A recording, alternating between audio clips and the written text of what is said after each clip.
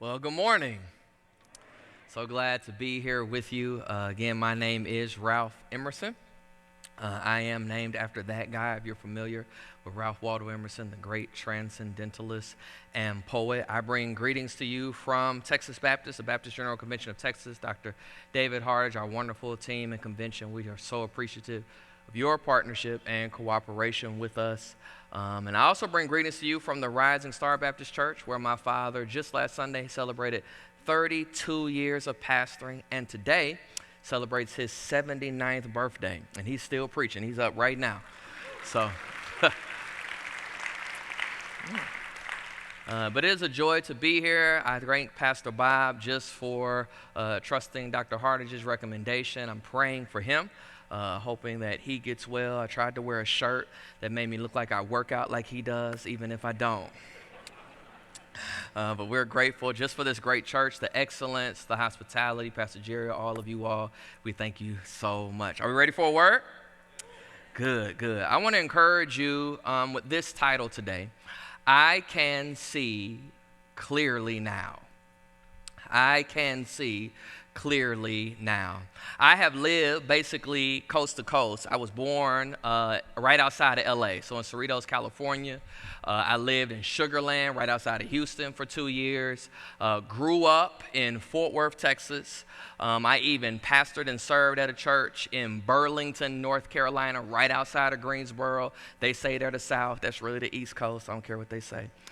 But I went to school at Florida A&M University in Tallahassee, Florida, historically black college and university, right next door to Florida State University. Only thing that's there is FAMU, Florida State, and the Capitol. That's it. That's all there is to do. And I never forget, I was finishing my freshman year, my first semester freshman year. My father, he jumps in his truck, and he's going to come pick me up so that I can come home for Christmas break.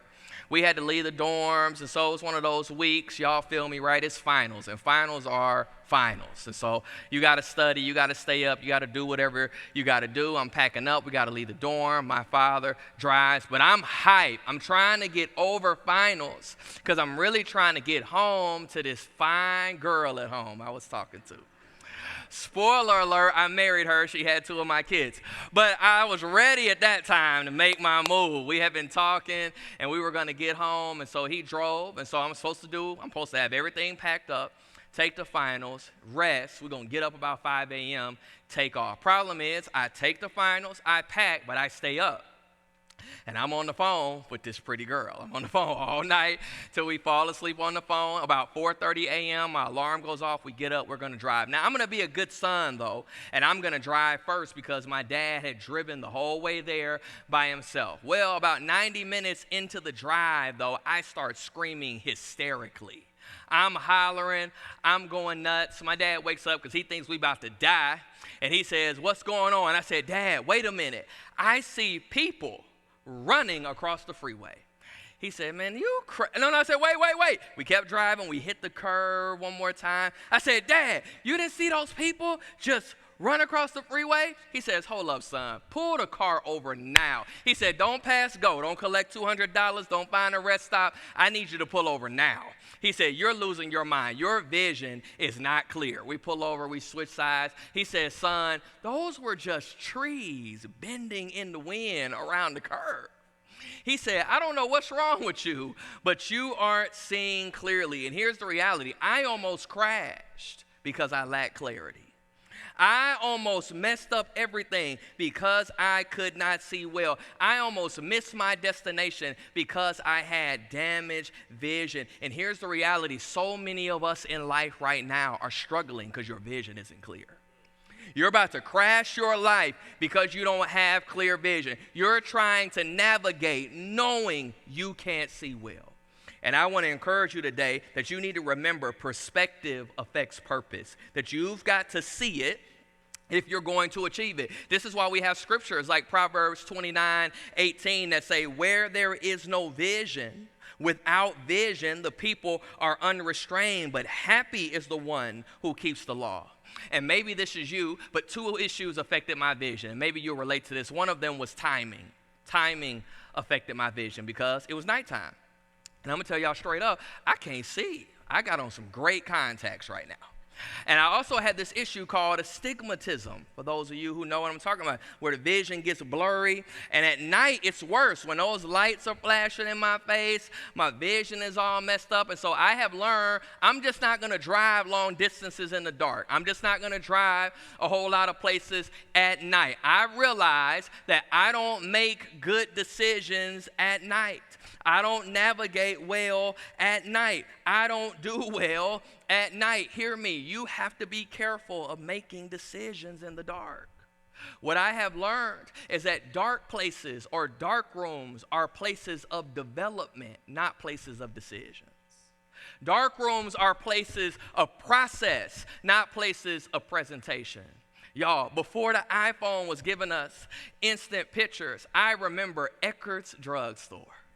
Shout out to Eckert's, where you actually had to have film. Like you take the film and roll it and put it in the camera. I remember the first vacation where we got to take a disposable camera on vacation.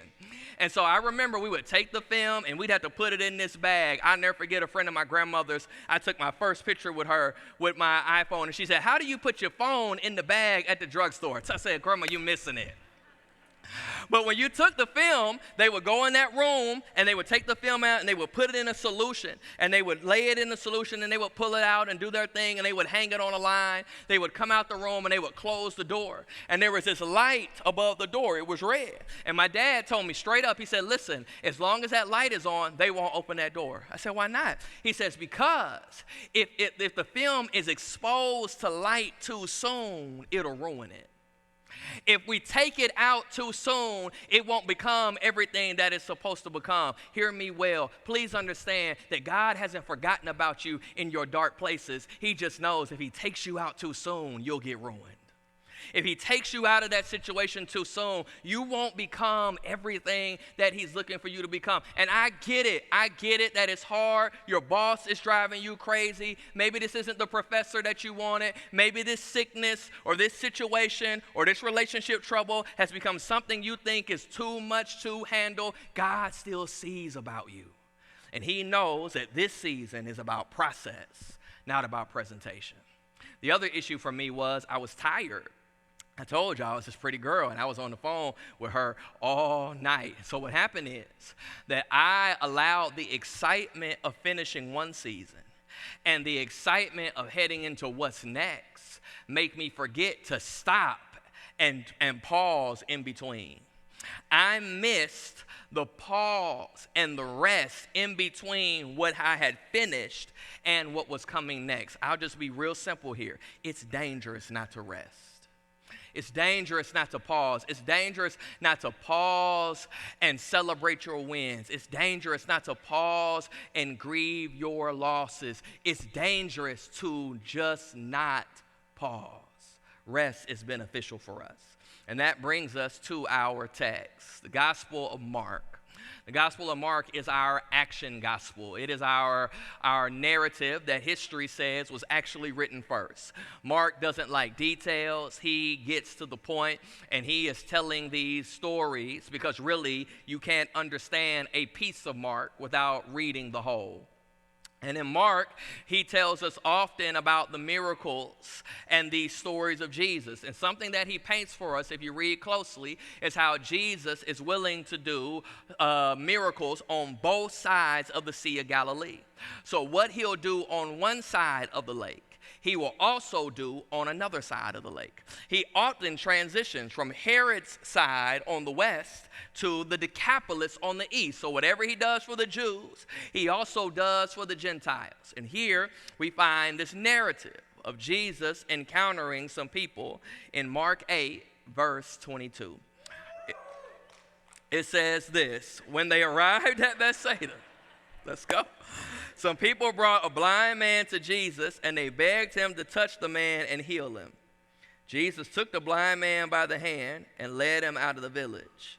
Then, spitting on the man's eyes, he laid his hands on him and asked, "Can you see anything now?" The man looked around. "Yes," he said, "I see people, but I can't see them very clearly. They look like trees walking around." Then Jesus placed his hands on the man's eyes again, and his eyes were open. His sight was completely restored, and he could see everything clearly. Jesus sent him away saying, don't go back into the village on your way home.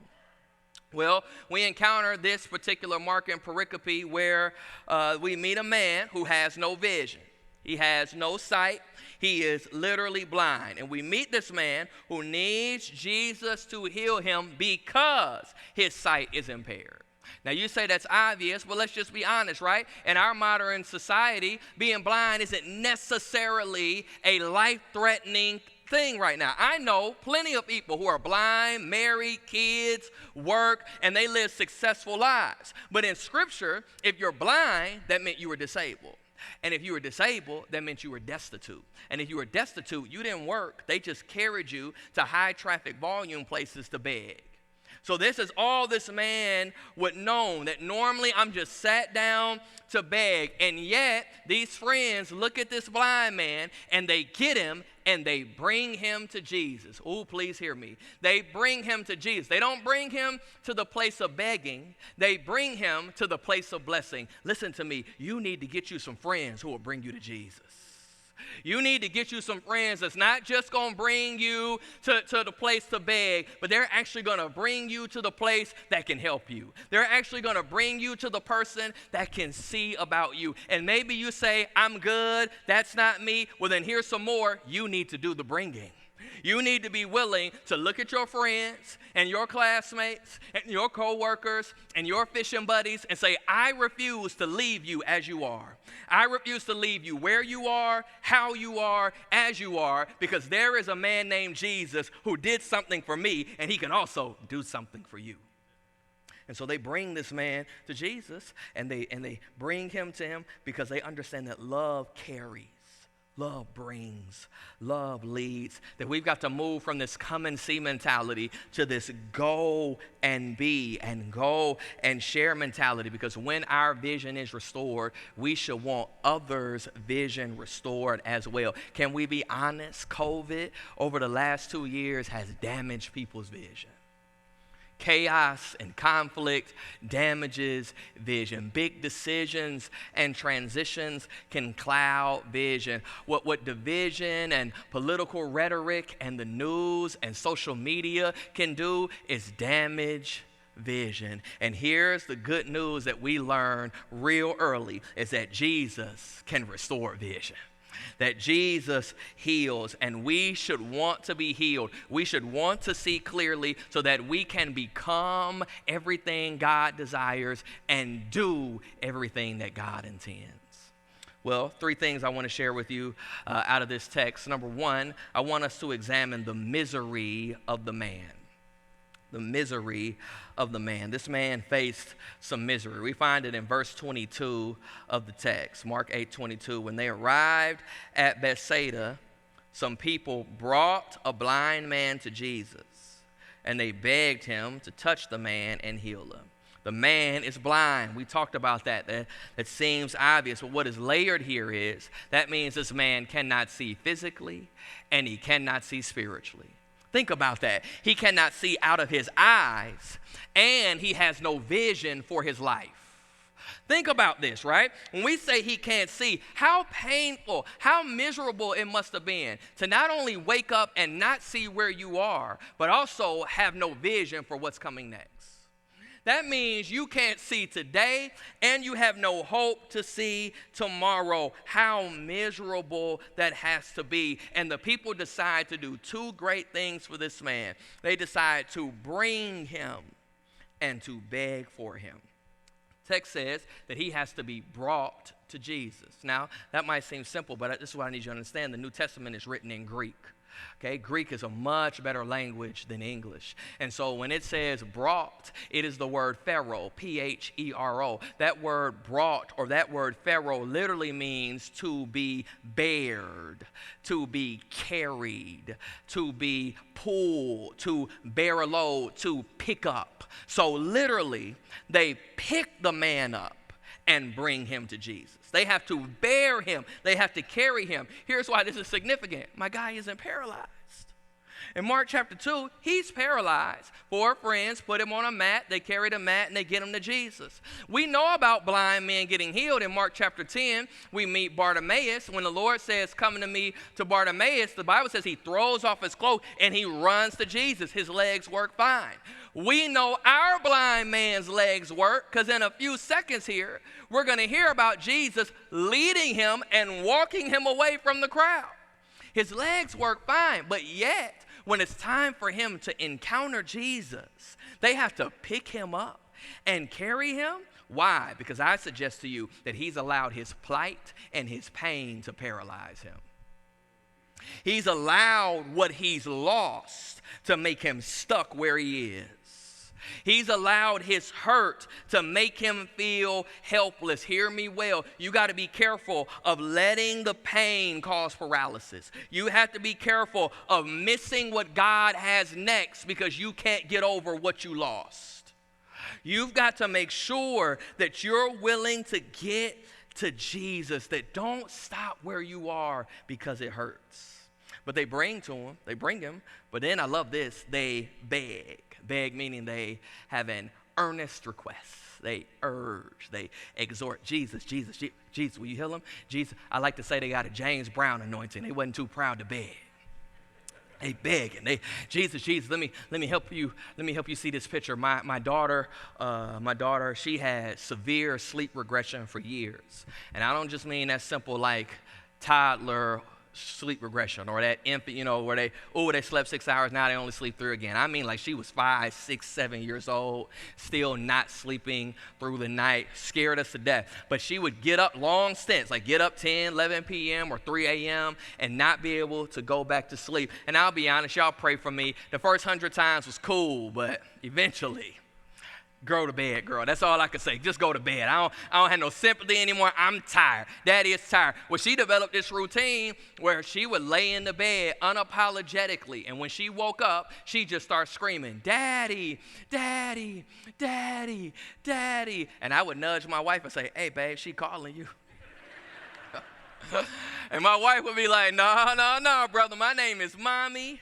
You gonna get out this bed, go see about your daughter. Daddy, Daddy, Daddy. Well, since she got a routine, I got one. I was like, "Babe, is there a boogeyman?" She'd say no. I say, "Go to bed." She'd keep going. I say, "Babe, you gotta go to the bathroom?" She'd say no. Go to bed. But it didn't matter. Daddy, that she would keep calling me. She would even get up, stand in the doorway, look down the hall or down the stair. "Daddy, Daddy, Daddy." And here's what I discovered. She wasn't going to shut up until I showed up.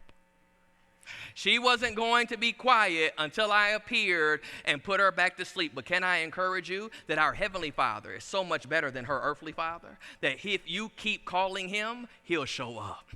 That if you call on your Father, your Heavenly Father, regardless of how hard, how painful, how indifferent you feel, we serve a God that shows up. Matthew chapter 7, verse 7 says it this way: "Keep on asking, and you will receive what you ask for. Keep on seeking, and you will find. Keep on knocking, and the door will be open to you." Keep seeking Jesus. So we see the misery of the man, but secondly, we see the methods of Jesus. The methods of Jesus. Verse 23 of the text says, Jesus took the blind man by the hand and led him out of the village. Then, spitting on the man's eyes, he laid his hands on him and asked, "Can you see anything now?" The man looked around. "Yes," he said, "I see people, but I can't see them very clearly. They look like trees walking around." Then Jesus placed his hands on the man's eyes again, and his eyes were open. His sight was completely restored, and he could see everything clearly. So Jesus submits to the people's request to heal the man. But when he submits to their request to heal him, he does it quite differently than we would expect, right? We be honest, if we read this, how he chooses to heal this man is a little different than maybe even from the other narratives in Mark, how we would expect it. Let's look at it. His method was undercover. Method was undercover because Jesus leads him by the hand away from the crowd. Hear me. This is powerful because the people want him to touch the blind man. And when he does, his first touch to the man isn't to heal him. His first touch to the man is to lead him. His first touch is about guidance, because hear me, Jesus wants to love us and lead us, not just bless us. So he takes him by the hand. It's about guidance, but it's also about authority. Because when he submits to his request and grabs him, he's letting the man know that what he's dealing with is not greater than him. In other words, his misery is greater than the man, but it's not greater than the master. It's not greater than the Messiah. So he grabs him by the hand, and then it's undercover because he takes him away from the crowd that brought him. Wait, what? These are the people who begged for him. These are the people who picked him up and carried him. But when you heal him, you take him away from the crowd, because Jesus teaches us something here that we don't like, especially in 2022, that Jesus teaches us that everything he does is not going to be in public. That there are going to be a whole lot of things that he does in private before it's ever in public. And I know you want to take a snap of it and send it. If it ain't on the gram, it didn't happen. If there ain't no Facebook post about it, then it ain't real. But what God is doing in your life may happen in a secret, undercover, private place. And the testimony should be public. The testimony about his faithfulness, the testimony of him showing up should be public. But what he does might happen in secret. It's undercover. It's this thing where it's undercover. He tells him, he says, listen, I'm going to lead you away. And then, watch what happens. It's not only undercover, it's unconventional. That's B. It's unconventional. Because watch what the text says. He grabs him by the hand, and he leads him away, and he spits on his eyes. Okay, you didn't get that. Okay. He grabs him by the hand.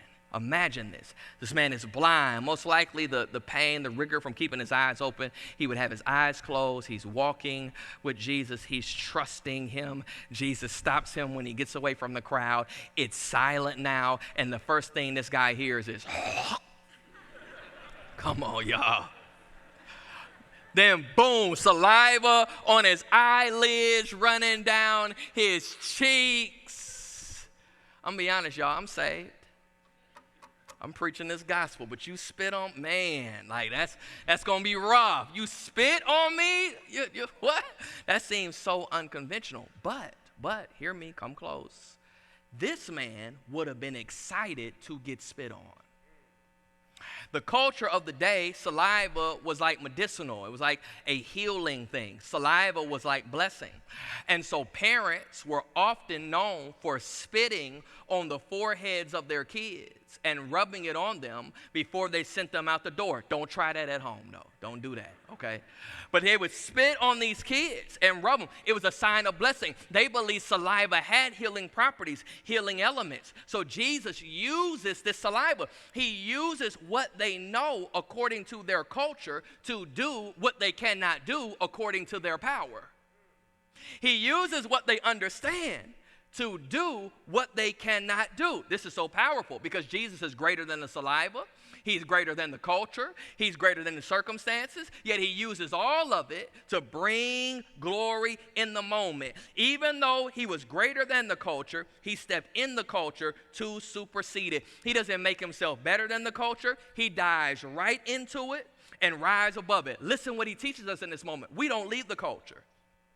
We are supposed to go right into the arts and entertainment and right into the educational system and right into the political systems and right into the movies and the music and the technology and let them know Jesus is real and let them know we don't have to run from the culture. We can rise above the culture and we can supersede the culture. That how you live and how you serve and how you handle business may not be right, but I can show you someone that knows how to do it better. He touches this man. I love this. He takes him and then he touches him. He spits on him and he touches him. Here's another touch. Think about this. He's touched to be brought.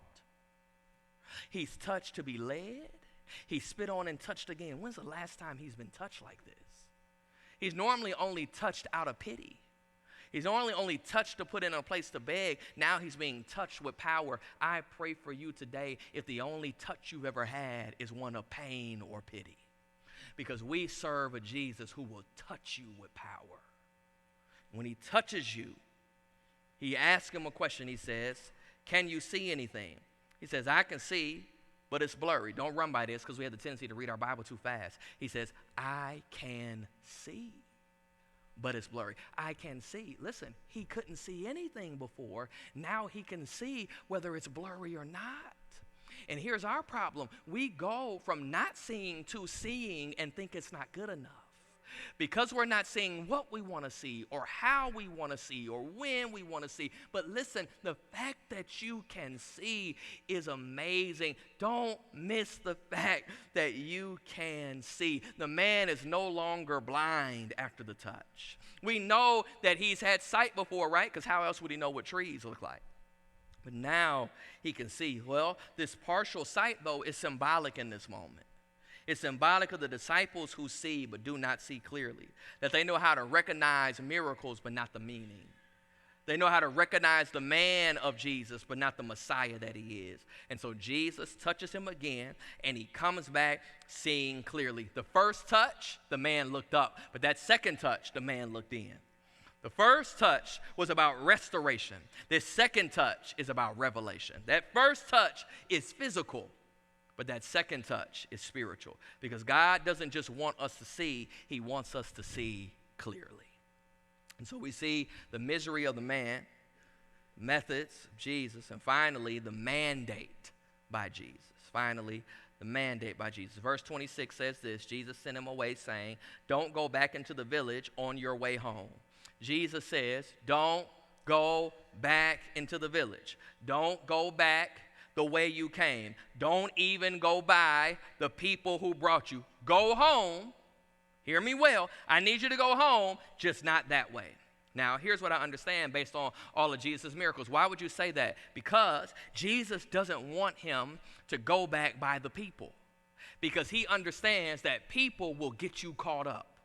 And he didn't want the people to get him caught up in the healing and make him forget the healer.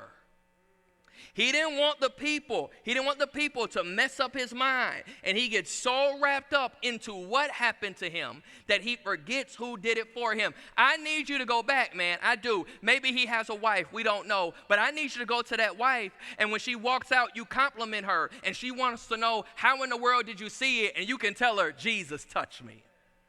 That's got to be us, that I don't care where you're going back to, but you've got to go back to that job, and you've got to be different. And they want to know, how do you have joy in the midst of this grief? How do you have joy in the midst of this circumstance? Oh, Jesus touched me.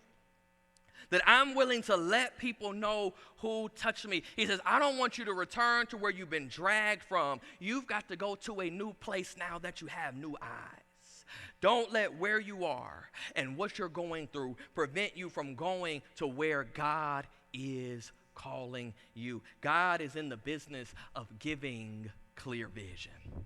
I'll close with this story. My father told me this story of another father who was teaching his son how to drive. They were on the freeway, and they were driving down the highway. He's driving with him, and as they're driving, there's not a whole bunch of cars on the freeway, but it begins to storm. It starts out as a light rain, and it picks up as a torrential downpour. Lord, we'll take that right now. It's hot. But it was raining, and his son is driving down the highway, but he's a new driver. And so now, he's like, turn your hazards on, turn the windshield wipers on. But it's getting so bad. Now cars are starting to pull off to the road. Daddy's got his head down the whole time, just head down. Yep, turn the hazards on, but keep driving. Turn the flashers on, keep driving. The son is like, man, this guy is crazy. It's storming. He knows I'm a new driver. He says, son, whatever you do, keep driving. The son slows down. He really slowed down because he's about to pull over. And the dad said, you can slow down, but keep going. And right when the son is ready to disobey, right when he's like, this guy's lost it, I'm done, I'm going to pull over, boom, he pulls out, and it's sunny, the sky is bright. The clouds are out. Everything is good. He can literally look in his rearview mirror and see the rain behind him, and looking in his windshield, and he sees nothing but sun and clear skies, and his mind is blown. And he says, Dad, wait a minute. How in the world did you know? He said, oh, I was just tracking the weather on the app on my phone. But this is what he was trying to tell his son. I had access to information you didn't have. I had a perspective you didn't have. I had knowledge about the situation you didn't have. Matter of fact, I knew where you were headed while you were stuck in the middle of it. Can I tell you, this is why you don't give up today, First Baptist. This is why you don't throw in the towel. This is why when you're in the middle of a semester and it's hard and you're struggling, you don't give up. This is why when you got a project at work, you don't throw in the towel, because you serve a God who's got access to information you don't have, who's got knowledge about your situation that you don't have, and he sees the end while you're still in the middle. And we serve a God that can give clear vision. We serve a God that can heal our sight. Let me pray for you. God, we thank you today so much for all of those under the sound of my voice, that they have heard a word from you, that the seed would go down into the soil, take root, and bear good fruit, that we would be shapen into the image of your Son. And in this moment, somebody might be struggling and they don't have a relationship with you. They don't know you as their personal Savior, their Lord, the King of their life. God, let them know this is their moment to make a decision for Jesus, to make a decision to be in a relationship with the one who gives clear vision. Maybe they know Jesus and they just need prayer. This is just this moment where they have to make a decision about their life. Remind them that the family of God is available, that you are always with us, and you are still in the vision-giving business. God, we love you and we thank you in Jesus' name. Amen.